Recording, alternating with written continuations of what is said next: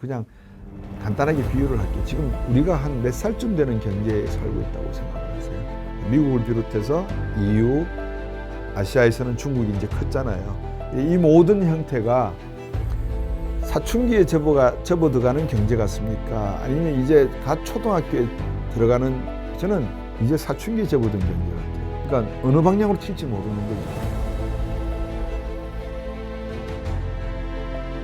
네, 안녕하십니까. 경제마스터 곽수정입니다. 제가 미국에서 여러분들에게 3번 정도 인사를 드리는 것 같아요.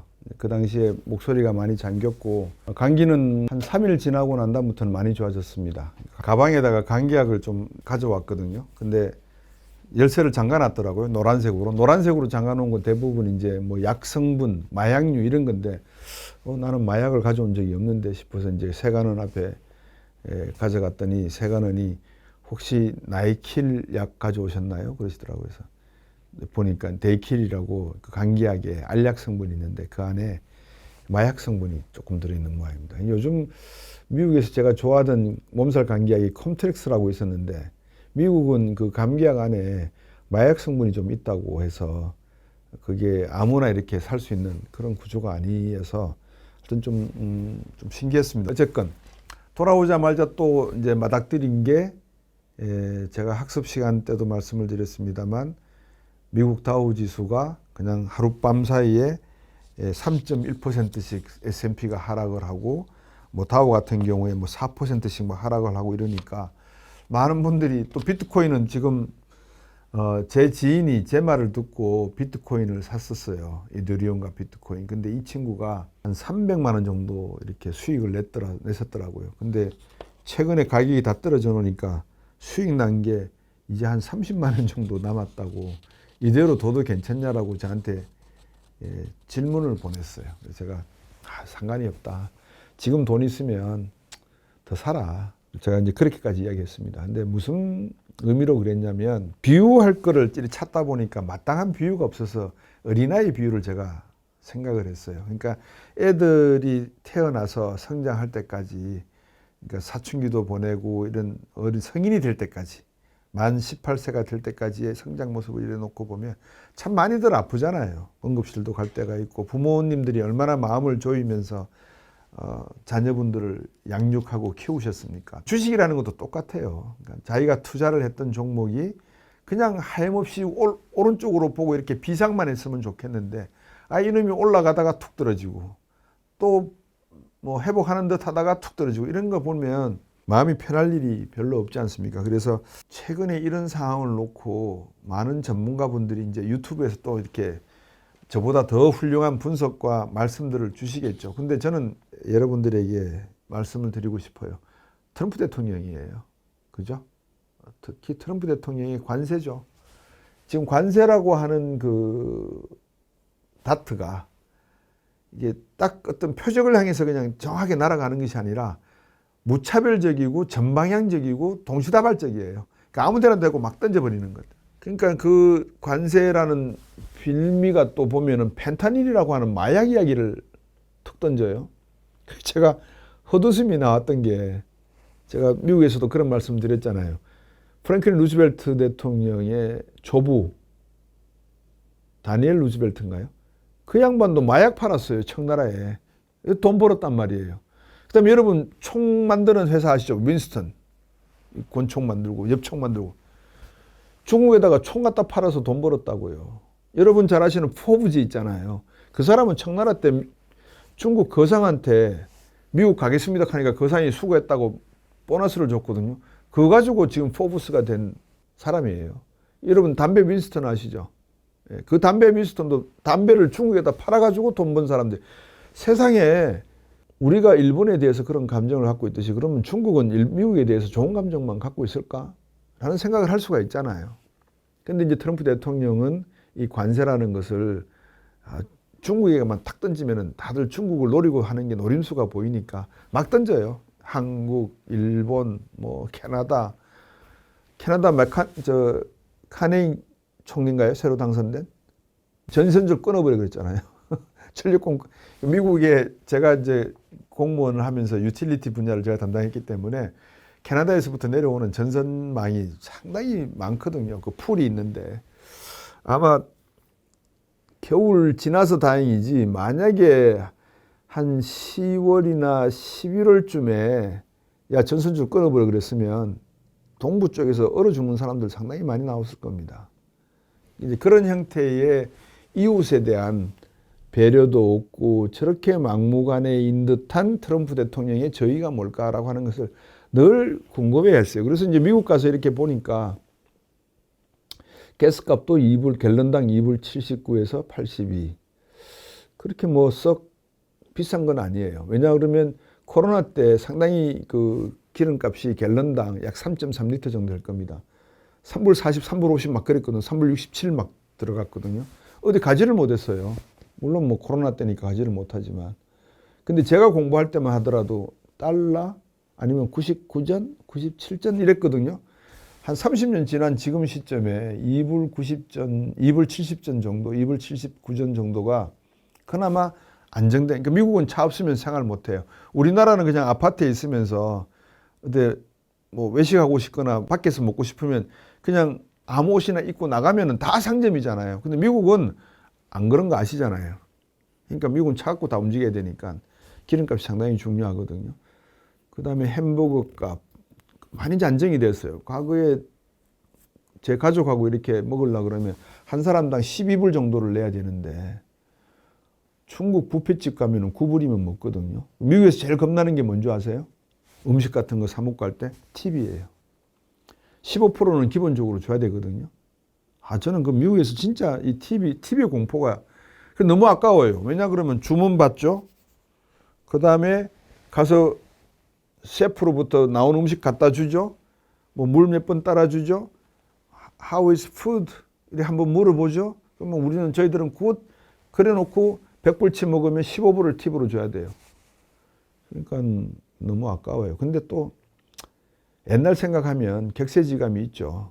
제가 자주 그럽니다. 70년대, 80년대 초반까지, 80년대 초반까지, 70년, 60년대는 물론이고요. 미국에 가서 공부했던 선배들이나 이런 분들은 백인들하고 같이 식사 못해요. 어디 백인 웨이트리스가 와가지고 주문받고 해요. 택도 없죠.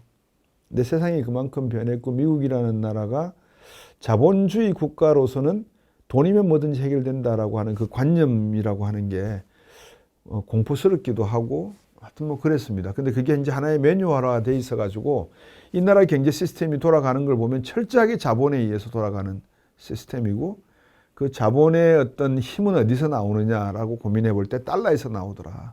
그럼 이 달러는 어떻게 만들어내느냐. 우리 같으면 달러를 사와야 되잖아요. 빌려와야 되잖아요. 그죠? 대출받아서 가져와야 되잖아요. 아니면 우리나라 돈하고 바꿔야 되잖아요.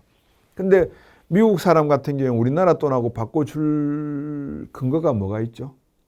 그러니까 우리나라에 가면은 이런 상품들은 너희 나라 돈으로 살 수 있으니까 너희 나라 돈에 가지고 있으면 내가 요거는 컵라면도 사올 수 있고 신발도 사올 수 있으니까 받고 가야지. 이런 수요가 있으면 되는데 그 수요가 없으면은 미국 사람들은 필요가 없죠. 우리나라에 와서 달러 쓰면 돼요, 안 돼요?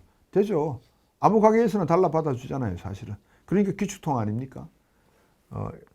이제 그런 관점에서 놓고 봤을 때, 이 미국 지금 트럼프 대통령이 저렇게 고민하고 관세를 막 화살을 집어 던지는 게 뭔가는 있다, 의도가. 그게 뭘까? 그게 이제 제 퀘스천이었어요. 질문이었어요. 미국 가면서. 그 답은 내가 한번 찾아보겠다. 뭐 한국에서는 짐작을 하고 있었죠. 근데 뭐 초지일관 답은 똑같았습니다. 기축통화 지위를 유지하려고 하는 거구나. 기축통화 지위를 유지하기 위해서 트럼프의 관세 정책은 혼동과 혼란을 조장하고 있다. 트럼프 대통령의 생각을 제가 이제 이렇게 정리를 했습니다. 이 사람은 혼란과 혼돈의 조장자라고 비난을 하고 있고 또 트럼프는 이걸 어떻게 표현하는지 아십니까? 전환기다 지금 우리는. 트랜지션이다 이렇게 표현을 하고 있어요. 근데 오늘자 월스트리트에 지금 뭐라고 했냐 그러면요. Wall Street fears Trump will wreck soft landing 이렇게 돼 있어요. 무슨 말이냐면 미국 경제가 이렇게 소프트 랜딩 하려고 하는데 이걸 부러뜨리려고 한다 이거예요. 누가 해석을 했다고요? 월가에서 트럼프 대통령을 보기를 지금 미국 경제가 잘 연착륙하고 있는데 왜 여기에다 파토를 놓느냐, 너 파토 놓는 사람이야 라고 지금 블레임을 했다는 게 월스트리트 일면 탑이에요. 그러면 트럼프 대통령이 이 말을 들으면 기분이 좋을까요, 나쁠까요? 나쁘겠죠. 예. 어느 나라 대통령하고 비슷한 말을 했죠. 의회 연설할 때 들어보셨나요? 미 의회 합동 연설을 할 때 오른쪽에 앉아 있는 사람들은 박수도 치지 않고 막 이런 이야기 했잖아요. 연설하면서. 그리고 민주당의 그린 의원이 일어나서 항의를 하니까 손으로 이런 표현을 했잖아요. 그런 거를 보면 21세기의 이런 전환기에 과연 적절한 대통령인지 아닌지에 대해서는 저는 뭐 미국 시민이 아니니까 굳이 그런 평가를 할 필요가 없다. 다만 제대로 이제 읽어내야 되겠다. 뭐를 읽어내야 되느냐. 트럼프가 원하는 것이 뭐냐. 정말 연착륙하는 미국 경제를 박살내려고 아예 작정을 하는 것이냐. 미국이 20세기 이후부터 알버트 슈바이츠 박사가 강조했던 그 겸손을 바탕으로 해서 이웃 국가들에게 겸손을 표명하면서 동맹외교를 통해서 미국이 성장해 오던 그러한 패러다임을 지워버리려고 하는 것이냐. 이제 완전히 거대한 외딴 섬으로 남아서 미국은 더 이상 대서양과 태평양을 쳐다보지 말고 미주 대륙만 쳐다보면서 아르헨티나, 칠레 밑바닥까지 권력만 잡으면 되는 것으로 생각하고 있느냐. 이제 그게 트럼프 대통령의 어떤 뭐라 그럴까요? 생각인가? 그게 궁금한 거죠. 근데 저는 이제 이렇게 생각합니다. 아니다. 그럼 뭘까? 궁극적으로 향하고 있는 그 화살의 창끝은 중국을 향하고 있는 것이 맞는 것 같다. 왜? 푸틴 대통령하고 트럼프의 관계를 비춰보고 지금 젤렌스키하고는 이제 수요일 날짜, 이제 이 방송을 하고 있는 날짜에 러시아 우크라이나 전쟁의 종전을 위해서 미국 대표하고 다시 우크라이나 대표가 만났습니다. 그러니까 협상을 이제 시작을 했습니다. 그럼 트럼프 대통령이 뭐라고 그랬냐 그러면 협상해라. 뭐 히토류 협상하고 광물 자원에 대해서 50% 지분을 가져와라. 뭐 사인할 수 있지. 그런데 무기 지원은 안 한다. 이래버렸어요. 또. 그러니까 트럼프 대통령이라고 한들 젤렌스키 우크라이나 대통령이 계속 마음에 걸리겠죠. 목에 가시 같은 게 하나 딱 박혀있는 느낌이 든다고 보지 않겠습니까? 자, 이제 이런 상태에서 우리가 정시를 생각을 하고 미국 경제를 생각을 해야 되고 한국 경제를, 궁극적으로는 한국 경제겠죠. 생각을 해볼 때 과연 지금 우리가 어디에 있는가? 우리가 어디에 있는가를 한번 제가 진단을 해보려고 해요. 기술적인 분석이나 차트 가지고 많은 분들이 말씀을 하시길래 그냥 간단하게 비유를 할게요. 지금 우리가 한 몇 살쯤 되는 경제에 살고 있다고 생각을 하세요? 그러니까 질풍노도의 시기에 들어가 있는 것 같아요. 사춘기에 들어가 있는 것 같습니까? 아니면은 이제 초등학교에 입학한 경제 같습니까? 전 세계 경제가. 미국을 비롯해서 EU, 아시아에서는 중국이 이제 컸잖아요. 이 모든 형태가 사춘기에 접어들어가는 경제 같습니까? 아니면 이제 갓 초등학교에 들어가는 연령 같습니까? 아니면 대학을 졸업하고 대학원 석박사 과정에 들어가는 경제 같습니까? 어떻게 생각하세요? 저는 이제 사춘기에 접어든 경제 같아요. 그러니까 어느 방향으로 튈지 모르는 거죠.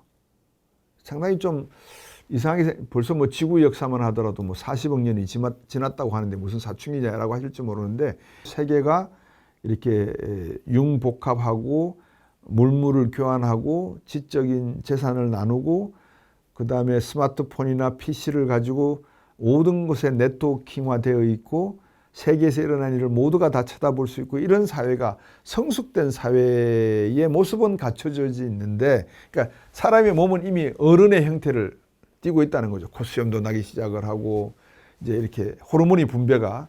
근데 정신세계는 아직까지 그만큼 못 간 것 같지 않나. 그러면 이제 이게 사춘기, 질풍노도의 사춘기 시대에 접어든 거 아닌가. 부모 말도 안 듣고 괜한 일에 짜증내고 막 이런 상황이 벌어지고 있는 상황을 우리가 이제 가정을 한다면 한국은 어떻게 해야 될까? 그 생각이 들어요. 우리나라도 지금 사춘기예요. 제가 볼 때는 지금 그렇지 않습니까?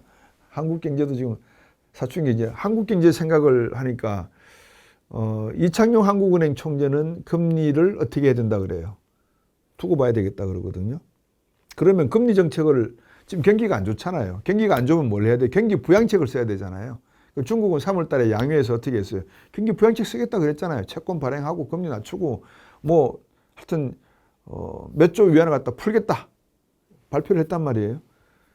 그러면 우리도 거기에 상응하는 경기 부양책을 내야 될 거 아니겠습니까? 근데 이창용 BOK 한국은행 총재께서는 교과서적인 말씀을 하셨어요. 내가 아직까지는 금리 정책에서 더 떨어뜨릴 수는 없을 것 같아. 왜? 이미 미국과 우리나라의 금리 차는 얼마? 1.75%포인트 차이가 나잖아요.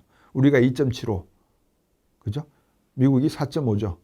그러니까 1.75%포인트 금리 차이가 나는데 한국은행이 금리를 떨어뜨려서 2%포인트 차이가 나게 하면 우리나라에 돈이 남아있겠어요? 없겠어요? 다 빠져나가 버리죠. 뭐.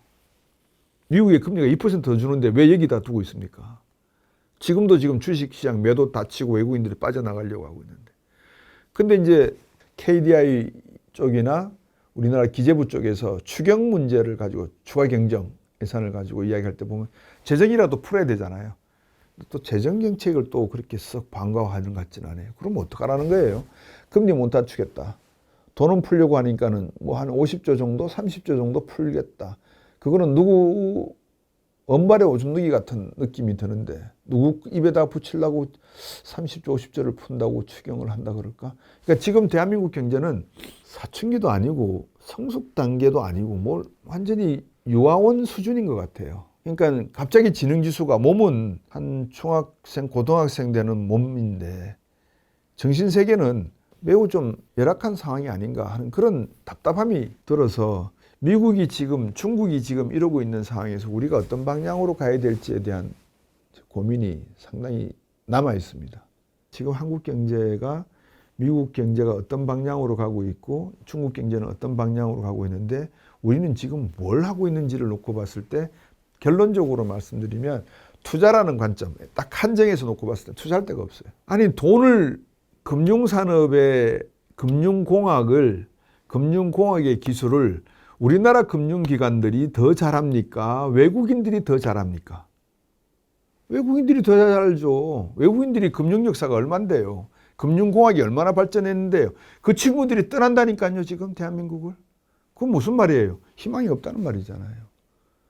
근데 거기에 뭐 경기 부양책을 금리를 낮춰야 되니 추경을 얼마를 써야 되니 목적이 없는 방향성이 없는 그런 이야기들이 왜 나오는지 저는 모르겠습니다. 예를 들면 지금이라도 국가 자본주의적 기치를 내걸어서 중국을 보고 하니까 우리나라의 앞으로 미래 산업을 추구해 가는 데 있어서 국가가 적극적으로 나서지 않으면 R&D 사업은 불가능할 것 같다. 김재익 수석이 경제수석 할 때 모든 기업들에게 3%, 기업 수익률의 3%는 R&D에 투자하게끔 했거든요. 그래서 R&D 투자를 했어요. 그런 식으로 정부가 주도해서 법제화하고 이렇게 추동력을 밀지 않는다면 미래가 있을까 하는 그런 조바심이 좀 납니다. 지금 이미 중국에게 다 뺏겼거든요. 인정할 건 인정을 해야 되지 않겠습니까? 중국에게 우리가 뺏기지 않을 과학기술 문명이 몇 개가 있다고 생각하세요? 스촨성에 있는 청도에 갔을 때 제가 비디오로 여러분들은 못 보신 것 같은데 공과대학을 갔거든요. 공과대학 학생 수가 4만 5천 명입니다. 그 단과대학이에요. 공과대학이 4만 5천 명이 있더라고요. 가장 인기 있는 과가 무슨 과냐고 물으니까 교통관리학과, 원예학과, 그다음에 수질관리학과. 하여튼 의과대학은 없었어요. 거기에. 중국이 지금 그러고 있거든요. 그게 10년 뒤에 5년 뒤에 어떤 격차를 가져올 거라는 건 답이 나와 있는 거 아니겠습니까? 이제 그런 점을 놓고 보면 참 태평세월을 보내고 있는 거구나 그런 생각이 들어서 미국 갔다 오면서 제가 날아가는 비행기를 이렇게 쳐다보면서 저 거대한 쇳덩어리가 하늘을 나는 저 아이디어와 기술을 만들어낸 사람들이 천재가 아니면 누가 천재인가? 석유화학공단을 가서 수많은 파이프라인들이 연결되어 있는데 저 파이프라인마다 온도차가 다 다르고 수송하는 속도와 압력의 기준이 다 다른데 그러한 엔지니어링의 과학기술을 만든 사람들은 도대체 얼마나 천재일까? 그런 존경심과 경외심을 제가 늘 가지거든요. 그래서 맨날 공항 지나면 비행기 날아가면 이렇게 쳐다보는 사람이 접니다. 경제학이 별로 관심이 없어요, 요즘. 왜냐하면 답이 다 나와버렸거든요. 이대로 가다간 희망 없다. 정부가 나서서 애틋하게 국민들에게 호소를 하고 있습니까? 정부가 나서서 우리 기업들이, 우리 국민들이 나가야 될 방향을 가르쳐주고 있습니까? 국민들에게 빚은 1900조 지어놨죠. 기업들은 2,700조 기업 빚을 가지고 있죠. 정부는 1,800조 빚을 가지고 있죠. 나라 빚이 전체 국가 빚이 6,500조입니다. 6,500조를 나누기 5천만 해보십시오. 1인당 얼마인지. 거기다가 금융이자가 1%포인트 올라가면 얼마씩 생깁니까? 6,500조에다가 65조가 생기는 거 아니에요. 그러니까 이런 비용구조, 산업구조가 더 이상 성장할 수 있는 산업이 존재하지 않는다면 SK하이닉스와 삼성 반도체가 HBM, 광대역폭 메모리 칩을 가지고 싸우고 있는 모습만 보잖아요. 근데 세계는 지금 그거 가지고 싸우는 게 아니잖아요. 엔비디아, AMD 이런 기업들이 그래픽카드, NPU, TPU를 가지고 지금 싸우고 있는 거 아닙니까? 대한민국은 어디에 있죠? 이런 생각들을 막 하다 보니까 미국에서 돌아오는 비행기 내내 이제 마음이 무거운 겁니다. 그리고 또 한 가지는 이제 이렇게 비평하고 비판하는 것은 누구나 할 수 있는 거죠. 가장 중요한 것은 대안을 제시하는 거고 해결책을 말씀을 드리는 건데, 제가 10년 주식 투자를 하라는 것도 뭐든지 사람은 만시간의 법칙이 있거든요. 10년의 세월을 투자를 하면 무엇인가 하나는 이룬다는 게 만시간의 법칙 아닙니까? 어린애들도 10년 단위로 성장을 하거든요. 태어나서 10년, 또 10년 지나서 또 10년, 20살 때, 30살 때. 그게 라이프 사이클 상의 하나의 모습을 보이잖아요. 그게 대한민국 경제고, 대한민국 경제라고 하는 것은 5천만 명이 살아가는 하나의 생태계 속에 그 메타볼리즘이 있는데, 그 메타볼리즘이 이제 거의 다 망가지고 면역 체계도 없어지고 풍지박산이 날 지경에 있는데, 미국에 가 있는 동안에 내내 제 머릿속과 가슴속을 좀 짓이겼다라는 말씀을 고백을 할 수밖에 없습니다. 그렇지만 경제마스터를 시청하시는 여러분들 중에서도 제가 왜 자본주의에 적은 자본주의다라고 표현을 했는지를 이해하시는 분이 드디어 나타나신 것 같아요. 너무나 감사한 일인데, 제가 누구한테 들었어요. 하여튼 미국에서 들었는데 그거 심오한 거거든요. 사실은. 다른 말로 하면 우리 대한민국의 적은 우리 대한민국이다 라는 말과 같은 말이에요. 그러니까 우리가 우리 자신을 바라보지 못하고 우리 스스로가 늘상 손가락질을 상대방에게 할 때, 흔히 어느 신부님이 그러셨잖아요. 나머지 내 손가락은 날 가리키고 있다고. 이제 그런 힘을 분산하는 이제 상대방을 헐뜯고 시기하는 것은 이제 그만했으면 좋겠어요. 어떻게 먹고 살 것인가를 고민하던 시기가 이제는 와야 된다고 봅니다. 중국 무섭지 않습니까?